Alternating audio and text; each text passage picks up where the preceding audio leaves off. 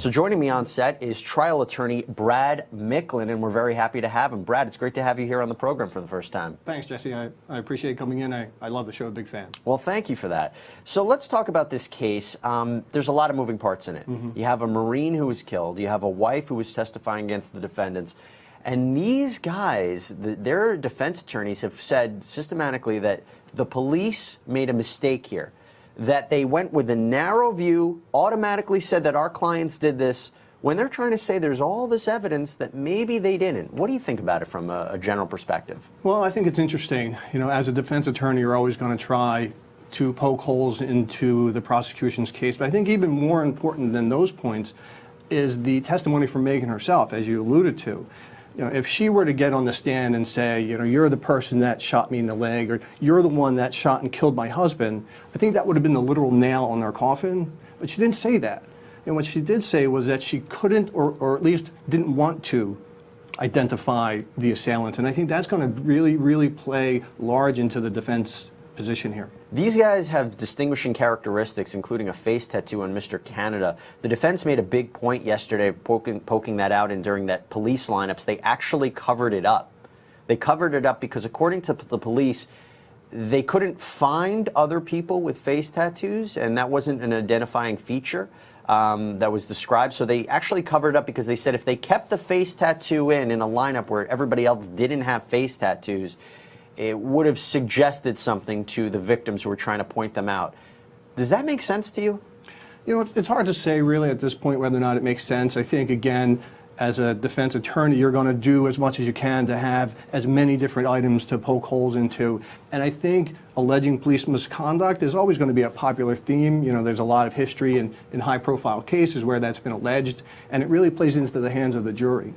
These two men who are charged with the murder of this young Marine, Jonathan Price, as well as injuring his wife, Megan Price. Now, that is what I want to talk about right now. Megan Price, her 911 phone call was played for the jury. And this is not just any 911 phone call. This is the call she made right after the shooting and the robbery. Well, I mean, it certainly brings the case home. I mean, you know, your heart goes out to Megan when you listen to this tape. But it offers, I think, very little for the case itself. I mean, there was a brief description of dreadlocks and the color of the assailants, but I think it was used more for the heart-wrenching aspect of it to really put the jurors in the moment of what was happening to her and her husband. And I think that's usually to play more on the emotions of the jury than the actual facts of the case. Dreadlocks. Quincinio Canada had those dreadlocks. We show you his mugshot all the time on our network. That is a really strong distinguishing feature. Now, again, he was put in a lineup where there were other people with dreadlocks, but he was picked out. This seems like a very strong case against the defendants. Would you agree? Well, it's hard to say. A lot of people would believe that the case is strong against them because of the identification both of Megan Price, but also the victims in the hotel incident a few days earlier. But at the same time, there was also mentioned in the defense opening statement that there's DNA evidence that was found that doesn't match either of the defendants. So it's going to be questionable how that actually gets introduced and whether or not that actually hurts or helps the identification issues. Taking a step back, I keep forgetting, by the way, that this case has taken, what, 4 years to finally get to trial? That has been an issue of itself. Why has this case taken so long to finally get to trial there in Kentucky? You know, it's hard to say. You know, as you know, we have a right to a speedy trial, but you also need to have a fair trial. So there's a lot of issues that are going to play into any type of litigation, especially a murder case like this. I mean, you have a long period of discovery where you have to get investigations and witness statements and exchange information. There's also always going to be a lot of pre-trial motions to exclude evidence or to bring in or out different people that will be testifying. And then I think lastly, after you get past all these hurdles, you have a lot of people's schedules. You know, we forget that the court system is really just made up of people. So you're always going to have, here you have several attorneys, you have a judge, you have several victims and families. I think coordinating all these people to get together to start a trial is also going to be a very large consideration. I think the scheduling of the public defenders was a big issue because they had other cases lined up. The judge in this case, I believe her name is Judge Goodwine, was not happy about pushing this off and pushing this off and pushing this off. I think it was either last summer or last spring when she really got fed up at this. But here we are today. The trial is finally happening, and we are covering it here on Law and Crime. Any witness, including a person who was right there during the shooting, how do we judge if we're sitting in the jury? How do we judge everything that they saw and everything that they heard 4 years ago, especially when she was the person who got shot in the leg? So I imagine the defense would try to pick up on that, or at least put something in the minds of the jury that, her recollection might not be everything you imagine. Well, yeah, and there's mixed opinions about that when it comes to trial work, because some people think that your identification, your memory is poor when you're in a high stress environment, and others think that because your life is on the line, you actually have almost a photographic ability to remember everything. So it's hard to say, but let's not lose sight of what her actual testimony was, and that was that she can't, or at least she said doesn't want to or isn't able to name the defendant. So it's not a question of whether her recollection is accurate or not. There wasn't really a recollection that ties the defendants to that incident. So in other words, what you're saying is it actually validates her in a way. Look, it's not like you said, she came and said, these are the guys who did it. She said, I didn't want to come out at first and make a mistake. So I think that adds credibility to her. That's what you're saying? Yeah, I think absolutely. I mean, let's not lose sight of the fact that this is a death penalty case, and I'm sure that she's aware of that fact, because she didn't say that she's not able to identify them. The testimony sounded more like she didn't want to. She didn't want to make the wrong choice. So while we can't measure what her losses were in this incident, she's still going to be hard-pressed to say these people's lives should be taken when she can't be absolutely certain. What do you think's going on in her mind as she's looking at them and saying the man in the white shirt, and she's looking at him and looking at him? What do you think's going on in her mind? It's really hard to be able to tell what's going on in the mind of a person who's been through such a tragedy.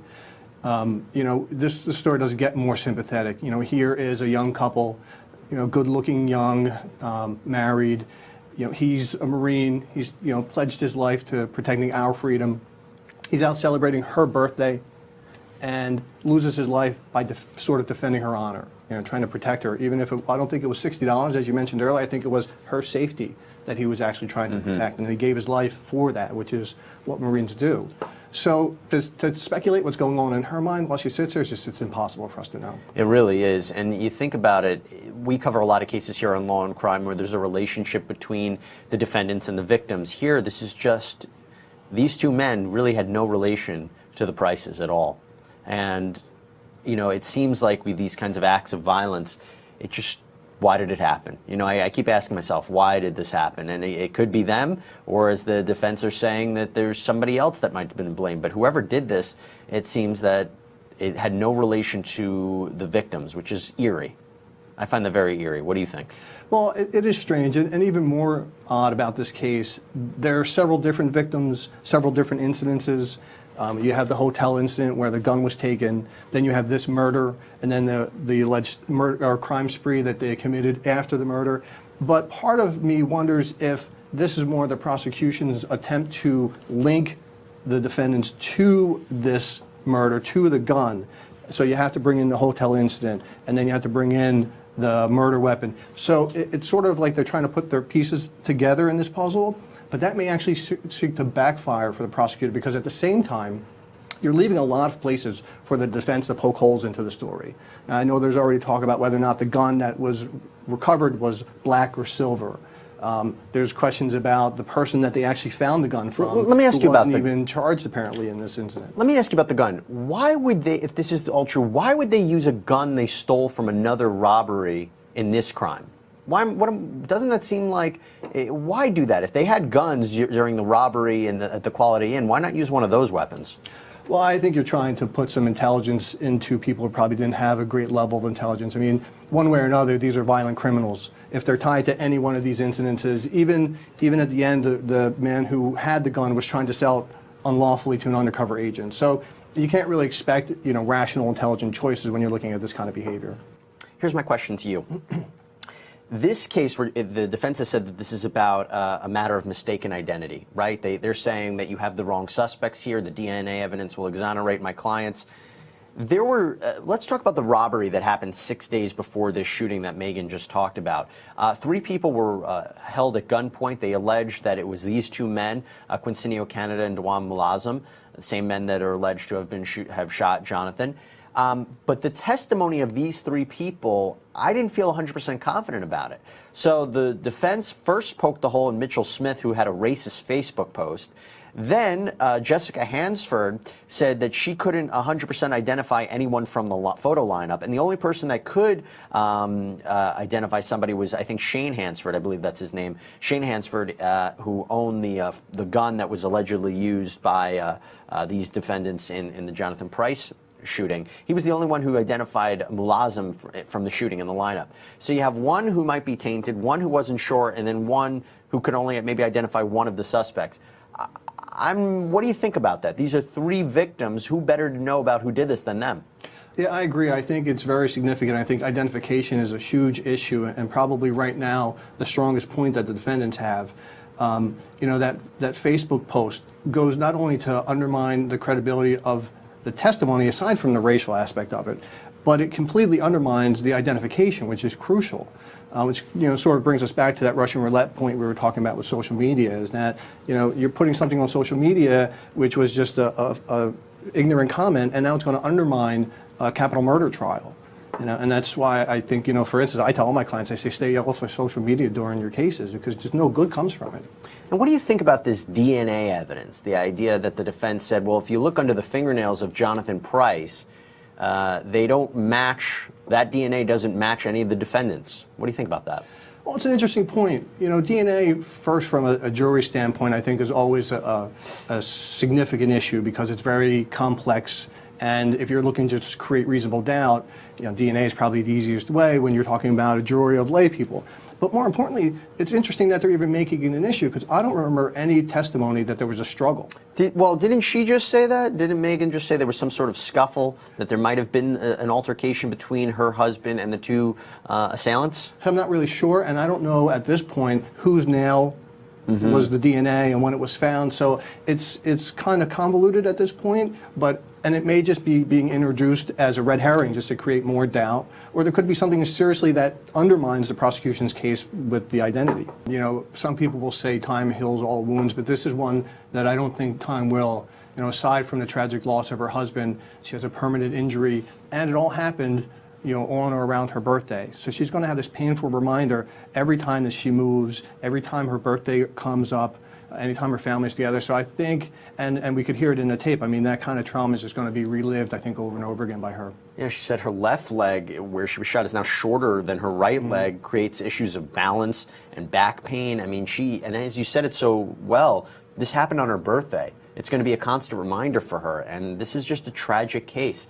Here's my question to you, and it's something that had always been going in the back of my mind. He was shot, she was shot. These same men are alleged to have 6 days before engaged in a robbery. Why didn't they, and I'm happy no one else is injured in this case or anyone was killed, but if they showed their faces, and it's clear that they did, to the three victims at the Quality Inn, why didn't they take action against them? I mean, they showed their faces. Why didn't they shoot them? Well, it's hard to say. I mean, either at the hotel, there's some question about how much the witnesses actually did get to see them, because I think they were told to lay down on their back. So, you know, their involvement from the assailants, I think when they saw them approaching, was more so than when they were actually in their presence. And you got to couple that with the fear and anxiety that's obviously going to race through your mind. But again, I think this is all part of the prosecution's case to try to tie all this evidence together. You know, they have Megan, who can't really give you a strong ID.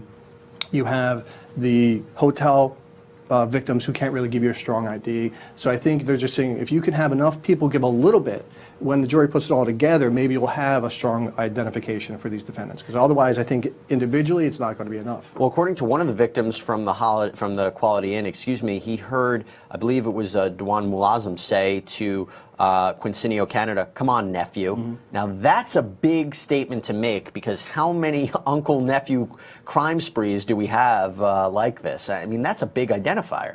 Yeah, I think that's going to be a really big point later, because of the problems they're having with identification. You know, when I first heard that, it did seem strange, and you know, it couldn't be coincidental that the two people that are in this crime are nephew and uncle, and that there's a reference or calling each other that. And given the problems that the prosecution's having with the identification, I think they're going to really try to hammer that part in their closing, so that they can really tie all this little pieces of identification to something that's really meaningful for the jury. I didn't want to be responsible for making the wrong choice. in terms of that lineup. What did you think about that? Well, I think that's the most crucial part of her testimony, because she's not saying I can't identify them. She's not saying that I don't know if these are the people that attacked us and killed my husband. She's saying that I don't want to be responsible for the wrong choice. And, you know, given what she's gone through, you know, it's pretty remarkable. I mean, even, you know, when you listen to her 911 tape, you know, what's remarkable about that in and of itself is, in the very beginning, she's actually able to keep it all together when she's on the phone. You know, she can describe her injuries, she's describing what they look like, and, you know, she's almost calm. And I think it's at the point where maybe she actually started to see her husband on the ground as she started to really lose it. So, you know, she's got a really strong character, and I think it's that character that's keeping her from saying it's these two men with certainty and they should be put to death. What an impossible position to put her in. It really is. It's a really, really tough position. In Kentucky, about a Marine who was allegedly just trying to protect his wife when a robbery fight went wrong. Two men are charged with shooting and killing Jonathan Price and shooting his wife, Megan Price. She was shot in the leg. She survived and testified earlier in this case. And the two men, Quincinio Canada and Dewan Mulazim, are charged with Mr. Price's murder, and they could face the death penalty if convicted. What I want to do is play the testimony right now of Detective Timothy Upchurch from the Lexington Police. This was the lead investigator in this case, and he had a difficult job because he didn't just investigate the shooting of Jonathan Price, but he had to investigate this robbery at the Quality Inn that happened 6 days before. And evidence from that crime scene is being used to link the defendants to that robbery to this crime. And they are being charged in connection with both of those incidents. They face robbery, assault, and murder charges. So let's learn a little bit more from Detective Upchurch about what happened in the investigation.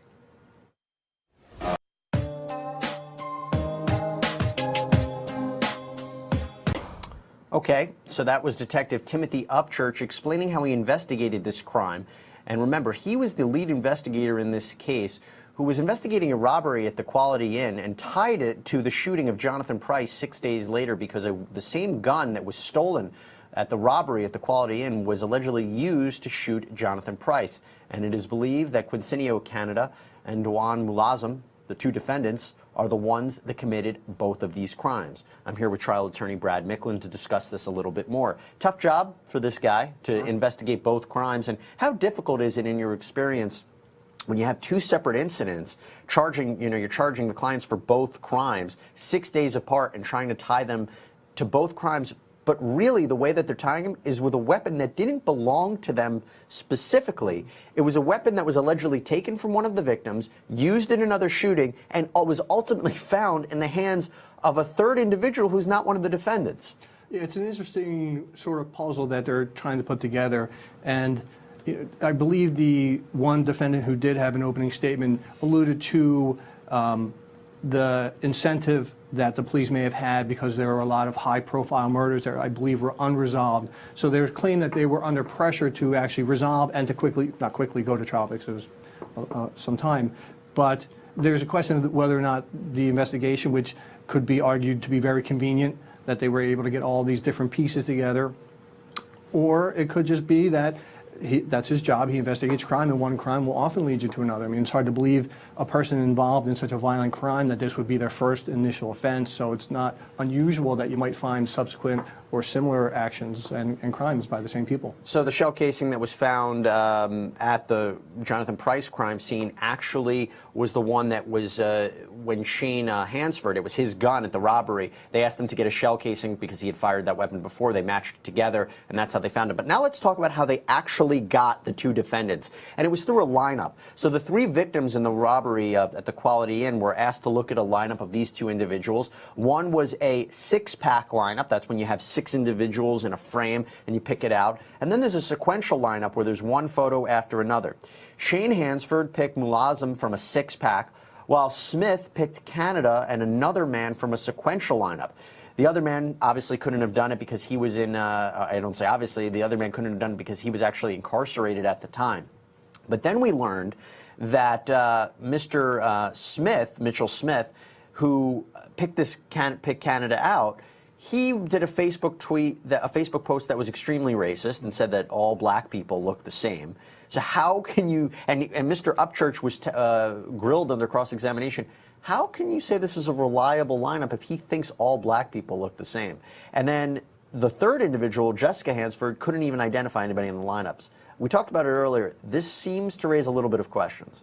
And I agree, Jesse. I think the lineup and identification issues is going to be very, very compelling in resolving this case, whether it's favorable to the prosecution or to the defendants. And there's always going to be problems with lineups because it's not just the procedure that's being followed, but it's you're almost always going to have defense attorney there to watch the lineup. And they're looking for not just who was identified, but what questions were asked. You know, how long did it take them? How certain did they really seem when they made these identifications? And when you hear things like this post, aside again from the racial aspect of it, that suggests that he doesn't know what the lineup was or who was the offender, it's going to really create a lot of challenges, I think, for the prosecution to convince the jury that these lineups and these identifications are credible. Well, let's learn a little bit how these lineups were created. We have Detective Timothy Upchurch from the Lexington Police.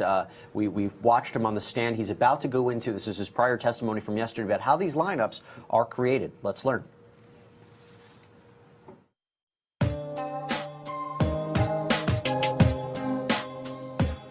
That's Detective Timothy Upchurch from the Lexington Police testifying in this Marine killing case out of Kentucky. And now I want to talk about lineups because that is a big issue in this case. The defense counsel for Quincinio Canada and Dewan Mulazam, the two men who were charged with shooting this Marine, Jonathan Price, they made the point that these lineups were kind of biased and there was problems in the way that they were presented to the victims. Well, were they? Was there an actual bias? Let's learn a little bit more about them with Brad Micklin, trial attorney. So I want to ask you a couple of questions about this. The first part about this, Mr. Upchurch said that typically he doesn't record photo lineups, and he also didn't feel that he needed to because he had another detective who was present. He said he doesn't really record them because he doesn't want to make the victims feel uncomfortable. What do you think about that? It's kind of a strange practice. I think given the nature of an investigation, and if there really were a lot of high-profile cases that were either resolved recently or unresolved recently, the fact that they're not going to record something that is so crucial to their case suggests almost that they may not want it to be recorded, that they might be concerned about inconsistent information and that the defendant's actually getting that. Like I referenced earlier, if it takes a long time for them to answer, or they ask questions, or they use vocabulary that suggests that maybe they're not certain, that would all be recorded and then played to the jury or even put into the defense closing argument. So I think the fact that he doesn't tape it could be problematic for them. And is there any difference in your opinion about, okay, we're going to have individuals in a six-pack lineup where you see the 6 photos, pick someone out from there, as opposed to a sequential lineup where I'm looking through the photos. Do you think there's any difference there, and why separate the two? I mean, again, I just want to make sure I get this right, that Shane Hansford picked Mulazam from a 6-pack while Smith picked Canada from a sequential lineup. Why have the two different kinds of lineups? I'm not really sure why, but I know it's sort of going to be problematic depending on which one they're utilizing, because if you have the 6-pack and you have everybody there, I think the identification is a lot more powerful, because if you're going picture by picture and you're the person that you're about to make the identification, I think if you don't get through all the pictures, you might actually jump the gun and make the wrong identification. So I think that maybe prosecutors or the investigators have their own preference, but I think the 6-pack is going to be much more effective.